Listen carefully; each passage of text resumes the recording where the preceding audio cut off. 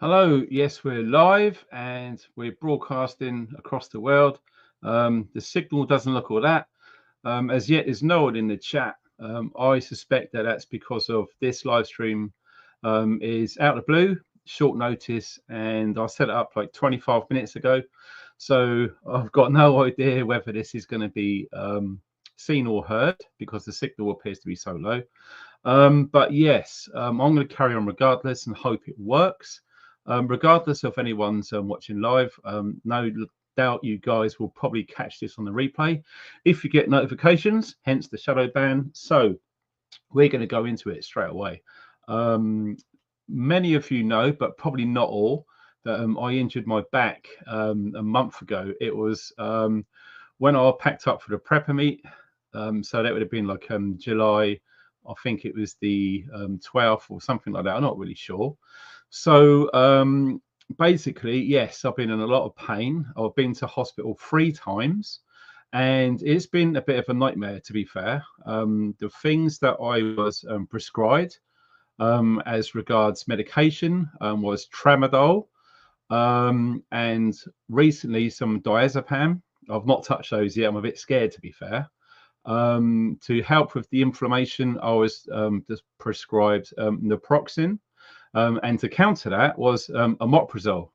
So after putting my faith in the medical profession and the NHS, to report 1 month later, nothing's really changed. The pain's still there, although the spasms have been less frequent, so it's very slowly healing. So I was going through Instagram a little while ago, and I found this channel. I can't remember what it was called, and it sort of gave me a bit of a nudge. So oh, Mike Cheshire Wanderer. Sorry, mate, I can't chat when I'm on live stream. I'll catch up with you later. But it sort of made me realise sort of thing. So let me just yeah, sorry about that. Yeah, where was I?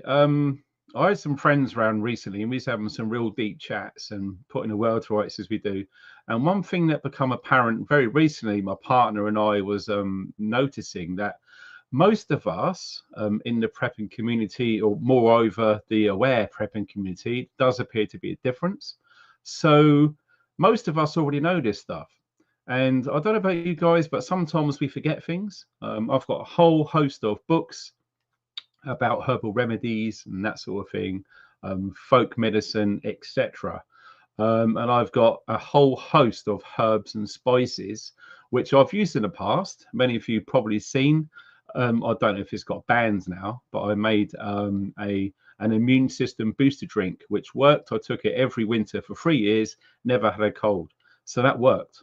So what this discovery upon being nudged, as I call it, from this Instagram channel I saw earlier was, do you know what? I've had it up to here with the medical profession. I'm going to try and sort this out myself. So I got the inspiration from this doctor who I've been doing lots of research all morning on YouTube. And one of the things that this doctor was mentioning was something I ordered a while ago. It seemed to go viral about a few months ago, and I got some and I've never used them. So one of them was this moringa. So I've taken a couple of capsules earlier. Incidentally, if anyone wants to try anything that I'm talking about here, there's links to my Amazon page. All right, so click underneath and you'll find the ones that I'm using. Another one was this one here, oregano, wild oregano, just the oil. Okay, so I've taken 2 of each this morning, accompanied with a bath with this stuff, Himalayan pink salt. Okay, there's lots of evidence and studies done into what it does about getting all of the good things into your body whilst removing all of the bad things in your body. So with me speaking to some of the doctors and nurses during my visits in hospital about this really nasty back pain that I've picked up. As I say, it's been over a month now. Usually I'll get a back pain. It might be like once every 3 years. It will last for 4 days and it's sorted. But this one, for some unknown reason, has decided to really progress. All right. So I started looking into anti-inflammatories because from what I was picking up from this doctor who examined me over in England, was saying it appears that you've got a lot of inflammation in that area. I did request having some scans done, but he said because the information's present, they couldn't get a clear scan. And the only way I could get a clear scan is to see my GP and to start an investigation, etc.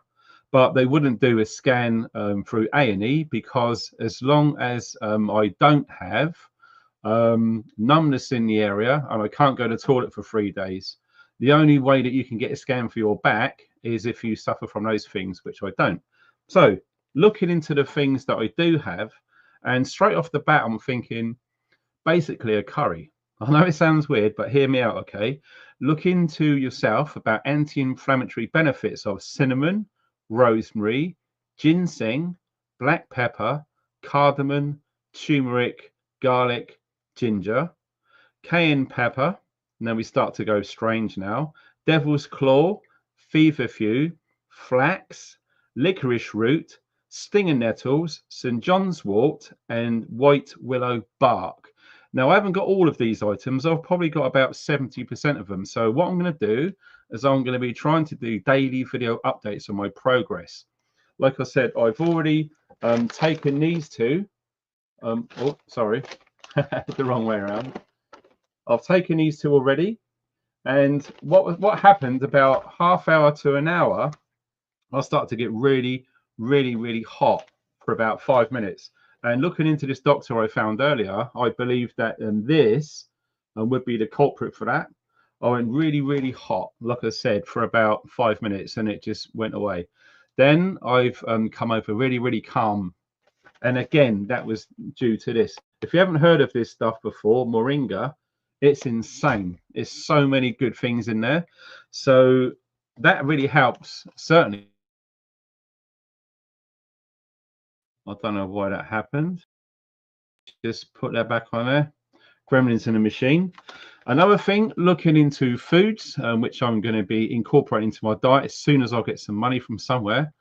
Seaweed, mushrooms, all of the leafy greens, most fruits, grass-fed meat, bone broth, fatty fish, extra virgin olive oil, and some nuts. So those are the sorts of things that I'm going to be experimenting on to try and relieve the symptoms for this crippling back pain. I'm still on crutches, as you can see there, but not to the extent that I was before. So this is basically a video log about my progress and research and experimentation into what would we do if SHTF happened and we didn't have access to doctors and hospitals.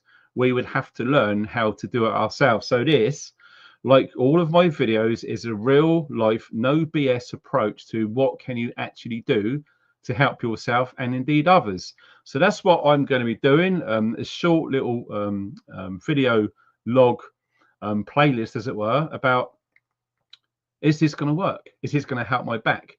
I'll tell you, for one thing, using these this morning, having a bath, I was really, really not looking forward to getting into and having a bath, mainly for trying to get out of the bath. But I managed it. I had a good 40-minute soak with 5 big handfuls of that Himalayan salt in hot water and just laid there and rested and just done some gentle exercises.